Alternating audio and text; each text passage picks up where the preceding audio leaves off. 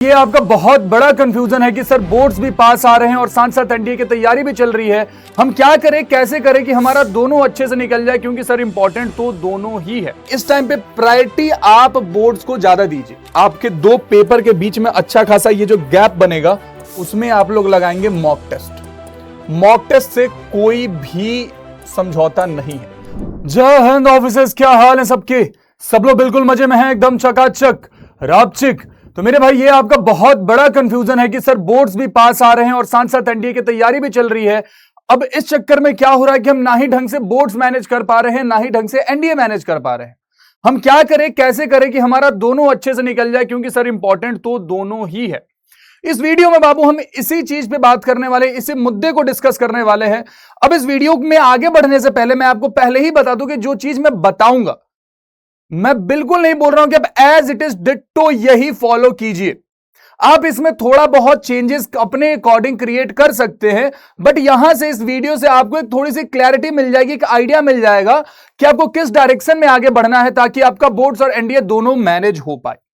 तो without wasting any time एक बार class का रिचुअल पूरा करेंगे। जयकारा लगाएंगे क्या? भारत माता की जय, भारत माता की जय का उद्घोष करेंगे and then we will proceed with the video.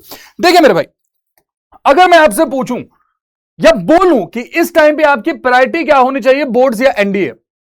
Boards या एनडीए?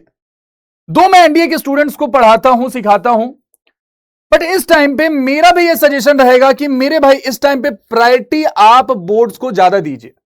बोर्ड्स को ज्यादा प्रायोरिटी दीजिए। इसका मतलब यह नहीं है कि एनडीए को बिल्कुल भूल जाए, एनडीए की तैयारी को बिल्कुल भूल जाए, लेकिन फर्स्ट प्रायोरिटी अभी आपका बोर्ड होना ही चाहिए, है ना। कहीं ऐसा हो जाए कि आप एनडीए क्लियर कर ले और बोर्ड्स आपका क्लियर ही ना हो पाए। पॉसिबिलिटी है ना, बहुत बच्चों के साथ हुआ है पहले भी ये, क्योंकि उन्होंने बोर्ड्स पे बिल्कुल ही ध्यान नहीं दिया। तो इसलिए बोर्ड्स को प्रायोरिटी दीजिए। 12th का रिजल्ट मैटर करता है, मैटर करता है, समझिए। आपको एसएसबी में जाकर के ये बताना होगा कि मार्क्स कम आए तो क्यों आए। आप ये नहीं बोल सकते ना कि सर हम एनडीए की तैयारी करने में लग गए थे इसलिए हमारा बोर्ड्स खराब हो गया। वो जस्टिफिएबल आंसर नहीं, ये दिखाएगा कि आप चीजों का मैनेज अच्छे से नहीं कर पाते हो। तो this is not of the equality, है ना। तो आपके बोर्ड्स के स्कोर ठीक ठाक होने चाहिए। एनडीए पॉइंट ऑफ व्यू से भी अगर मैं बात करूं तो आपको बोर्ड्स को प्रायोरिटी देना है। जब मैं बोर्ड्स की बात करता हूं तो देखिए, इसमें मल्टीपल तरह के स्टूडेंट्स आते हैं। मैंने 3 कैटेगरी में बांटने का प्रयास करा इनको। एक तो पीसीएम वाले, फिजिक्स केमिस्ट्री मैथमेटिक्स वाले, पीसीबी वाले, फिजिक्स केमिस्ट्री बायोलॉजी वाले, और कुछ बच्चे पीसीएमबी वाले भी होते हैं। कुछ बच्चे ऐसे ह्यूमैनिटीज हैं, ह्यूमैनिटीज विद मैथ्स भी हो सकता है ना। मैं केवल ह्यूमैनिटीज लेकर के चल रहा हूं, साथ में कॉमर्स या कॉमर्स विद मैथ्स भी हो सकता है। अगर मैं इसमें बहुत दिल से अगर बात करूं तो जिस बच्चे को मैनेज करना, जिस बच्चे के लिए बोर्ड्स और एनडीए मैनेज करना सबसे ज्यादा डिफिकल्ट है, वो है ये कॉमर्स वाले बच्चे। कारण क्या है कि कॉमर्स के जो सब्जेक्ट है ना, वो एनडीए के सिलेबस से बिल्कुल ही अलग है। ह्यूमैनिटीज और वो साइंस वाली चीजें तो फिर भी मैच हो जाती है काफी हद तक, लेकिन कॉमर्स के बच्चों को थोड़ा ज्यादा ध्यान देना पड़ेगा, क्योंकि उनका बोर्ड का सब्जेक्ट बिल्कुल ही डिफरेंट है, बिल्कुल ही डिफरेंट है। तो आपको थोड़े एक्स्ट्रा एफर्ट्स भी डालने पड़ेंगे अगर आपने कॉमर्स लिया है और फिर आपने ये डिसाइड करा कि आपको नेशनल डिफेंस एकेडमी जाना है। क्योंकि अगर आपने कॉमर्स लिया तो मैं इस बात की गारंटी दे सकता हूं कि आपके मन में स्टार्टिंग से नहीं था एनडीए जाने का। विद टाइम आपके अंदर वो जज्बा आया, कहीं से देखा, कहीं से मोटिवेशन मिला, तो now if you have decided कि एनडीए ही जाना है तो आपको थोड़े एक्स्ट्रा एफर्ट तो डालने ही पड़ेंगे, है ना। जब हम आगे बढ़ते हैं बाबू, तो मैं आपको एक चीज बताना चाहता हूं कि जरूरी नहीं है कि आप सारे सब्जेक्ट अभी कभी कवर करें। एनडीए पॉइंट ऑफ व्यू से जरूरी नहीं है, बिल्कुल बिल्कुल जरूरी नहीं है। इस टाइम पे आपकी प्रायोरिटी अगर मैं बोलता हूं बोर्ड है, तो बोर्ड के सब्जेक्ट को पहले ध्यान दीजिए। जब आप एनडीए के सिलेबस की बात करते हैं, एनडीए के सब्जेक्ट की बात करते हैं, तो यह सबको पता है कि मैथ्स तो आपको करना ही करना, चाहे कोई भी बच्चा हो। उसके अलावा इस टाइम पे केवल आप इन 3 सब्जेक्ट्स पे फोकस करेंगे एनडीए पॉइंट ऑफ व्यू से, इंग्लिश, फिजिक्स और ज्योग्राफी। कारण क्या है, मैथ्स तो अपना एक अलग ही पेपर ही है। इंग्लिश के टोटल 50 क्वेश्चन, फिजिक्स के आप 20 to 25 क्वेश्चन लेकर के चलता हूं, मैं 20 ही लेकर के चलता हूं। ज्योग्राफी का 20 to 25 लेकर चल सकते हैं, मैं बेस लेकर के चलता हूं 20 क्वेश्चन का। 50, 20, 70, 20, 90, करीब करीब वो 90 क्वेश्चन तो यहीं से आ रहे हैं जीएटी के, है ना। बाकी सब्जेक्ट बहुत बड़े बड़े हैं, मैं ये नहीं बोल रहा हूं कि छोड़ दीजिए, बट इस टाइम पे अभी उनको आप स्किप कर सकते हैं, क्योंकि आपके पास टाइम लिमिटेड है। आपको बोर्ड्स के लिए भी पढ़ना है। सब्जेक्ट्स को कैसे प्रिपेयर करना है, बोर्ड्स वाले कैसे मैनेज करना है, हम उस पर आएंगे। जब मैं बात करता हूं मैथ्स की, तो चाहे आप पीसीएम वाले हो, पीसीएमबी वाले हो, ह्यूमैनिटीज विद मैथ्स हो, कॉमर्स विद मैथ्स हो, जब आप मैथ्स के सिलेबस को देखते हो एनडीए का, तो उसमें आपका class 11th plus class 12th का सिलेबस आता है। इस टाइम पे मेरा सजेशन होगा कि मेरे भाई आप 12th के सिलेबस पे ज्यादा फोकस करेंगे। कारण क्या है कि 12th के सिलेबस को जब आप अच्छे से कवर करोगे तो आपका बोर्ड भी साथ साथ कवर हो रहा है और एनडीए का सिलेबस भी पूरा हो रहा है। अब होता क्या है कि जैसे आप एनडीए की तैयारी किसी बैच से कर रहे हो, हमारे बैच से सौरभ बैच से भी करोगे या कर रहे हो, तो स्टार्टिंग में हमें 11th की चीजें पढ़ानी पड़ती हैं ताकि हम सिलेबस को कनेक्ट कर सके, तो हमारी मजबूरी है कि स्टार्टिंग में हमें 11th के कुछ टॉपिक को कवर करना जरूरी है, तो हम तो ये पढ़ाएंगे, आपको ये पढ़ना है। लेकिन जब आप 11th वाला पोर्शन कवर कर रहे हो तो उस समय आप ऑब्जेक्टिव क्वेश्चन पे ज्यादा फोकस करेंगे, ऑब्जेक्टिव क्वेश्चन पे ज्यादा फोकस करिए। लेकिन जैसे ही कोई चैप्टर ऐसा पढ़ रहे हैं आपकी 12th का सिलेबस है, वो जब 12th का सिलेबस है तो इसमें सब्जेक्टिव क्वेश्चन पे ज्यादा फोकस करेंगे, सब्जेक्टिव क्वेश्चन पे ज्यादा फोकस करिए, है ना। जहां पे आप 11th के चैप्टर्स का 10 साल का पीवाईक्यू लगा रहे हो, आप 12th के चैप्टर का केवल 5 साल का पीवाईक्यू पे लगा लो तो that is more than enough. लेकिन आप सब्जेक्टिव अप्रोच के लिए एनसीईआरटी की किताब तो बिल्कुल सॉल्व करें ही करें, साथ में कोई भी एक हेल्प बुक सब्जेक्टिव सवालों वाली, चाहे वो आर.एस. अग्रवाल हो, आर.डी. शर्मा या कोई भी किताब जो आप फॉलो कर रहे हैं, मुझे उससे कोई प्रॉब्लम नहीं है, कोई भी किताब फॉलो करिए, लेकिन 12th के सिलेबस के सवालों को सब्जेक्टिवली ज्यादा सॉल्व करिए, इसमें ऑब्जेक्टिव सवाल कम लगाएं। अभी के लिए आप इधर भी आप 10 साल के बजाय अगर 5 साल के पीवाईक्यू भी लगा रहे हो, ये उन बच्चों के लिए केवल बोल रहा हूं जिनका बोर्ड है, जो ड्रॉपर है बाबू आपको तो पूरा ही लगाना पड़ेगा, ये बात समझ लीजिए, है ना। अगर आप 12th पास है, आपके पास अटेम्प्ट से आप तैयारी कर रहे हो, तो आप 10 साल के पीवाईक्यू से 1 साल भी कम नहीं करोगे। लेकिन जो 12th वाले बच्चे जिनको बोर्ड भी मैनेज करना, तो आप समझिए आप एटलीस्ट 5 साल के पीवाईक्यू तो लगा लीजिए। यहां पे मैं बोल रहा हूं कि आप 5 साल के पीवाईक्यू लगा लीजिए, अगर 10 साल नहीं हो पा रहा है तो लास्ट 5 ईयर के पीवाईक्यूज लगा लीजिए। केवल ऑब्जेक्टिव सवालों पे 11th के टॉपिक पे फोकस कीजिए। 12th के टॉपिक पे जैसे आते हैं, नंबर ऑफ ऑब्जेक्टिव क्वेश्चन कम कर दीजिए, सब्जेक्टिव सवालों पे ज्यादा फोकस कीजिए, ताकि आपको स्टेप वाइज भी सॉल्व करना आए। अब बोर्ड के पेपर में बैठे हो तो वहां स्टेप की मार्किंग होती है, इसलिए यहां पे रगड़ के NCERT, R S. Aggarwal, R D. Sharma, जो भी किताब आप कर रहे हो, रगड़ के बिल्कुल खत्म कर दो, एकदम बिल्कुल रगड़ दो कि आपका बोर्ड बिल्कुल मक्खन हो जाए। मैथ्स की अगर मैं बात करूं तो, है ना। उसके बाद आते हैं साइंस वाले पोर्शन पे, जैसे फिजिक्स हो गया, केमिस्ट्री होगी, बायोलॉजी होगी। तो बाबू इस टाइम पे आप 12th वाली चीजों पे ज्यादा फोकस करिए, 12th वाली चीजों पे ज्यादा फोकस करिए, है ना। जो 12th का फिजिक्स का सिलेबस है, चाहे आप किसी टीचर से पढ़ रहे हो, आप ट्यूशन पढ़ रहे हो या ऑनलाइन किसी एजुकेटर को फॉलो कर रहे हो 12th के लिए, तो आप उन क्लासेस को ज्यादा प्रायोरिटी दीजिए, रहे बात एनडीए के सिलेबस के अकॉर्डिंग, तो एनडीए में 9th 10th का भी पूछ दिया जाता है, 11th 12th का भी कुछ फिजिक्स का हिस्सा आ जाता है ना। तो आप क्या करेंगे, आप इनकी क्लासेस को अटेंड करिए। लेकिन मेरा सजेशन है कि अगर रिकॉर्डेड देख लेंगे तो कोई दिक्कत है नहीं, रिकॉर्डेड पोर्शन में देख लीजिए, स्पीड में देख लीजिए। इंग्लिश की अगर मैं बात करूं एनडीए पॉइंट ऑफ व्यू से बाबू, तो ये आपको रेगुलर रखना पड़ेगा, क्योंकि 50 क्वेश्चन का वेटेज है, तो इसको रेगुलर रखना पड़ेगा। सवाल प्रैक्टिस में ध्यान दीजिए, टीचर ने जो पढ़ाया आपने क्लासेस स्पीड में अटेंड करी और क्वेश्चन प्रैक्टिस कर रहे रेगुलरली। हर रोज 20 सवाल इंग्लिश के लगाने में कितना टाइम लगेगा, 25 सवाल लगाने में कितना टाइम लगेगा। जो टॉपिक आपने पढ़ा है उसके 20 सवाल ऑब्जेक्टिव फॉर्म में लगा लिए, पीवाईक्यू से उठा के लगा लीजिए ना, छोड़िए कहीं और, पीवाईक्यू से लगा लीजिए, चाहे वो स्पॉटिंग एरर हो उस पर्टिकुलर चैप्टर का, है ना, चाहे वो वोकैबुलरी हो, पीवाईक्यू से उठा के पढ़ रहे हैं, तो इंग्लिश इस तरीके से रेगुलरली करना पड़ेगा। ज्योग्राफी सेम थिंग, ज्योग्राफी आप स्किप करके ऐसा नहीं कर सकते कि लास्ट में कवर कर लेंगे, आप बहुत बड़ा रिस्क लेंगे अगर ज्योग्राफी आप साइडलाइन करके लास्ट के लिए रखोगे कि यार खत्म कर लेता हूं और लास्ट में पढ़ूंगा, क्योंकि लास्ट में टाइम मिलेगा नहीं। जहां तक मेरी नॉलेज है, बोर्ड्स इस बार मिड फेब से स्टार्ट हो रहे हैं, मैं सीबीएसई के अकॉर्डिंग बात कर रहा हूं, स्टेट बोर्ड का बाहरी स्टेट बोर्ड के अकॉर्डिंग हम बात नहीं कर सकते, सीबीएसई को एक हम बेस लेकर के चल रहे हैं। तो जहां तक मेरा नॉलेज है 17 फरवरी से बोर्ड्स की एग्जाम स्टार्ट हो रही है और वो जारी है 9th of अप्रैल तक जारी है, और उसके 2-3 दिन बाद फिर आपको एनडीए का पेपर पड़ जाएगा, तो बाद के लिए बचेगा क्या।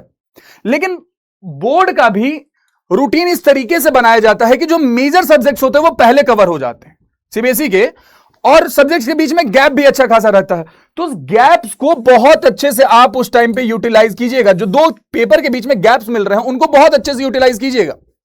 जरूरी नहीं है कि अगर आज मान लीजिए मैथ्स का बोर्ड का पेपर हुआ, अगर अगला पेपर लेट्स से फिजिक्स का है, मेरे को रूटीन नहीं पता, मैं इसलिए रैंडम बात कर रहा हूं, अगला पेपर लेट्स से फिजिक्स का और दोनों के बीच 1 हफ्ते का गैप है, तो आप 1 हफ्ते बैठ के केवल फिजिक्स नहीं पढ़ेंगे। पहले से अगर आपने पढ़ाई करी है तो आप फिजिक्स को टाइम दीजिए, लेकिन ये साथ में आपको लेकर के चलना पड़ेगा, ये साथ में आपको लेकर के चलना पड़ेगा, और ये साथ में लेकर के चलना पड़ेगा, है ना। इस टाइम पे जैसे जैसे बोर्ड और एनडीए दोनों पास आ रहे हैं, आपको अपने टाइम को देखना पड़ेगा कि कहीं आप टाइम सोशल मीडिया पे, कहीं आप टाइम बिना मतलब के मटर गश्ती में, कहीं आप बिना मतलब के फोन पे अपना टाइम तो बर्बाद नहीं कर रहे हैं। उन चीजों से बचिए, अपने टाइम को बचाइए। कुछ टाइम के लिए बंद कर दीजिए बाहर घूमना, कुछ टाइम के लिए बंद कर दीजिए थोड़ा सा खेलना कूदना, कुछ टाइम के लिए बंद कर दीजिए सोशल मीडिया, कुछ नहीं हो जाएगा, ताकि वो आपका वक्त बचे और आप उस वक्त को अच्छे से यूटिलाइज कर पाए। मैथ्स कवर हो गया बोर्ड के साथ साथ। फिजिक्स, जैसा मैंने बोला कि फिजिक्स केमिस्ट्री ये सारी चीजें आप अपने 12th के अकॉर्डिंग पढ़ेंगे। फिजिक्स आप एनडीए वाली देखिए, स्पीड में देख लीजिए और उसके पीवाईक्यू लगा लीजिए। इंग्लिश आपको रेगुलर रखना पड़ेगा, ज्योग्राफी आपको रेगुलर रखनी पड़ेगी, है ना। बाकी के जो सब्जेक्ट बच रहे हैं एनडीए वाले, चाहे वो हिस्ट्री हो, चाहे वो पॉलिटी हो, इकोनॉमिक्स हो, करंट अफेयर हो, केमिस्ट्री हो, ये सारे सब्जेक्ट आप लास्ट में कवर कर लीजिएगा, जब आपके बोर्ड के मेजर सब्जेक्ट जो है ना वो खत्म हो गए। जब बोर्ड्स के मेजर सब्जेक्ट कवर हो गए हैं, जब उनकी तैयारी अच्छी हो गई या उनका एग्जाम हो गया, तब जो टाइम बचेगा उस समय आप अपने क्लास के जो पीडीएफ फॉर्म में नोट्स आपको प्रोवाइड किए जाते हैं उन नोट्स को पढ़ लीजिए, है ना, या फिर जो मैराथन सीरीजेस आती हैं उसको देख लीजिएगा, जिससे आपका सिलेबस खत्म हो सके। और एक एक दिन में 5-5 साल के पीवाई के उन चैप्टर के उन सब्जेक्ट्स के, एक दिन 5 साल के पीवाई के, उस समय आपको हो सकता है 12 घंटे 13 घंटे 14 घंटे भी पढ़ने पड़ जाए, तो उस समय पढ़ लीजिएगा उन सब्जेक्ट को। अभी के लिए आप उनको स्किप कर सकते हैं, इस पर फोकस कीजिए। रही बात ह्यूमैनिटीज वाले बच्चों की, ये तो पीसीएमबी वाले इसमें कवर हो गए। अगर मैं बात करूं ह्यूमैनिटीज वाले बच्चों की, तो बाबू आप ह्यूमैनिटीज वाले सब्जेक्ट पे ज्यादा फोकस करिए, चाहे वो आपका जो भी सब्जेक्ट है, आप ह्यूमैनिटीज वाले सब्जेक्ट को अच्छे से पढ़िए, अच्छे से पढ़िए। आप किसी एजुकेटर के थ्रू पढ़ रहे हैं तो उनको पढ़िए, आपको आंसर राइटिंग की प्रैक्टिस करनी पड़ेगी, क्योंकि ह्यूमैनिटीज, जहां तक मेरा नॉलेज है, ह्यूमैनिटीज ऐसा सब्जेक्ट है उसमें लिखना बहुत पड़ता है, बोर्ड्स में बहुत लिखना पड़ता है, तो आपको वो लिखने की प्रैक्टिस होनी चाहिए। जब तक आप लिखने की प्रैक्टिस नहीं करोगे, नो मैटर आपके अंदर कितना नॉलेज है, आप लिख नहीं पाओगे पेपर में जाकर के। इसलिए लिखने की प्रैक्टिस कीजिए, जितना ज्यादा लिख सकते हैं ह्यूमैनिटीज वाले बच्चे उतना ज्यादा लिखिए, क्योंकि लिखने से क्या होगा कि आपका बोर्ड का तो कवर हो ही रहा। अब पॉलिटी अगर आप बोर्ड में आपके पास सब्जेक्ट है ह्यूमैनिटीज में, तो एनडीए का भी कवर हो गया ना वहां पे। हिस्ट्री अगर है तो हिस्ट्री कवर हो गया ना, ज्योग्राफी अगर है तो ज्योग्राफी कवर हो गया, है कि नहीं। इकोनॉमिक्स है तो इकोनॉमिक्स कवर हो गया। तो ह्यूमैनिटीज वाले बच्चे अगर अपने बोर्ड के सिलेबस को कवर कर लेते हैं, तो ये उनका जो ये आर्ट्स साइड वाला सब्जेक्ट आता है एनडीए में, वो पूरा कवर हो जाएगा वहीं से। मैं अगर बताऊं तो पूरा कवर हो जाएगा वहीं से। कॉमर्स वाले बच्चों के लिए मैं क्या बोलूं बाबू, आप बोर्ड पे ही ज्यादा फोकस कीजिए, बोर्ड पे ही ज्यादा फोकस कीजिए, मेरा सजेशन ये रहेगा। मैं कोई सब्जेक्ट भी कॉमन नहीं है कि मैं आपको ये बोल दूं कि आप अपना ये सब्जेक्ट पढ़ लीजिए, आपका एनडीए का ये सिलेबस खत्म हो जाएगा, नहीं। लेकिन कॉमर्स वाले भी सेम पीसीएमबी वाले स्ट्रेटेजी को फॉलो करेंगे कि यही 4 सब्जेक्ट पे स्टार्टिंग में फोकस करिए। लास्ट में अगर वक्त आपके पास रहता है तब जाकर के बाकी सब्जेक्ट पढ़िए, अगर ना पढ़ने का मन करे तो स्किप भी कर दीजिए, कुछ खास फर्क पड़ेगा नहीं। अब जब ये सारी चीजें चल रही हैं, तो जैसे ही आपका बोर्ड स्टार्ट हो चुका है, इस बात का ध्यान रखिएगा, बोर्ड स्टार्ट हो जाएगा जब, और आपके 2 पेपर के बीच में अच्छा खासा ये जो गैप बनेगा, उसमें आप लोग लगाएंगे मॉक टेस्ट। मॉक टेस्ट से कोई भी समझौता नहीं है, मॉक से कोई भी समझौता नहीं है। जैसे अभी दिसंबर खत्म होने वाला है जब मैं ये वीडियो रिकॉर्ड कर रहा हूं, है ना, तो जनवरी मिड से ही मेरा सजेशन रहेगा, जनवरी मिड से ही आप लोग मॉक टेस्ट लगाना स्टार्ट कर दीजिएगा। फुल मॉक की मैं बात कर रहा हूं, जितना सिलेबस आपका कवर हुआ है आप उसी के बेसिस पे मॉक टेस्ट लगाना स्टार्ट कर दीजिएगा। हफ्ते में 2 मॉक तो लग जाएंगे ना, बहुत इजी, हफ्ते में 2 मॉक, 2.5 घंटे की बात है एक पेपर के लिए।